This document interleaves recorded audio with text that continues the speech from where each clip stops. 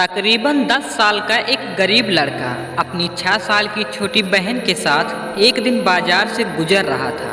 तभी अचानक से उसे लगा कि उसकी छोटी बहन पीछे छूट गई है। वह रुका और पीछे मुड़कर देखा तो पाया कि उसकी बहन एक बड़े खिलौने के दुकान के बाहर खड़ी किसी चीज़ को बहुत गंभीरता से निहार रही है। लड़का पीछे आया और अपनी बहन से पूछा, क्या चाहिए? लड़की ने बड़े मासूमियत के साथ एक गुड़िया की तरफ उंगली उठाकर दिखाई। बच्चे ने उसका हाथ पकड़ा और एक जिम्मेदार बड़े भाई की तरह अपनी बहन को वह गुड़िया दुकानदार से दिला दी। गुड़िया पाकर उसकी बहन का खुशी का ठिकाना न रहा। दुकानदार पूरा माजरा बड़े गौर से देख रहा था। वह उस छोटे से बच्चे के व्यवहार को देखकर बहुत आश्चर्यचकित भी हो रहा था, पर वह शांत था। अब वह बच्चा बहन के साथ काउंटर पर आया और दुकानदार से पूछा, दादा कितनी कीमत है इस गुड़िया की? दरअसल दुकानदार एक बेहद ही शांत और आध्यात्मिक इंसान था।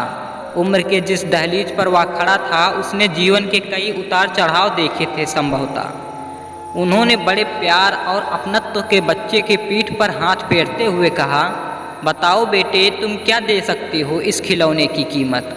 बच्चे ने झट से अपनी जेब से वो सारी सीपें बाहर निकालकर दुकानदार को दे दी जो उसने थोड़ी देर पहले अपनी बहन के साथ समुंदर के किनारे से चुनकर लाई थी। दुकानदार सारी सीपें लेकर ऐसे गिनने लगा मानो रुपए गिन रहा हो।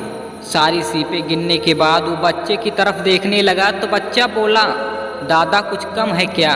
दुकानदार, नहीं नहीं बेटे, ये तो इस गुड़िया की कीमत से कहीं ज़्यादा है और जो अधिक है मैं उसे तुम्हें वापस कर देता हूँ।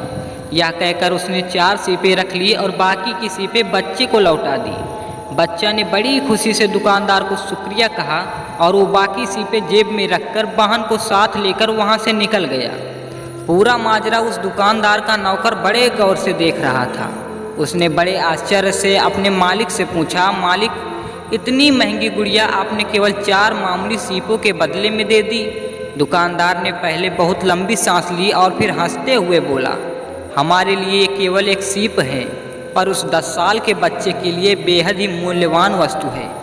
सबसे महत्वपूर्ण बात यह है कि इस उम्र में वो मासूम बच्चा नहीं जानता है कि पैसे की क्या कीमत है, लेकिन जब वह एक दिन बड़ा होगा और जब उसे याद आएगी कि उसने सीपों के बदले बहन को गुड़िया खरीद कर दी थी, तब उसे मेरी याद जरूर आएगी और वह यह सोचने पर विवश हो जाएगा कि अभी भी इस पृथ्वी पर नेक दिल के लोगों की कोई कमी नहीं है और वह अच्छाई के रास्ते पर चलने के लिए प्रेरित होगा।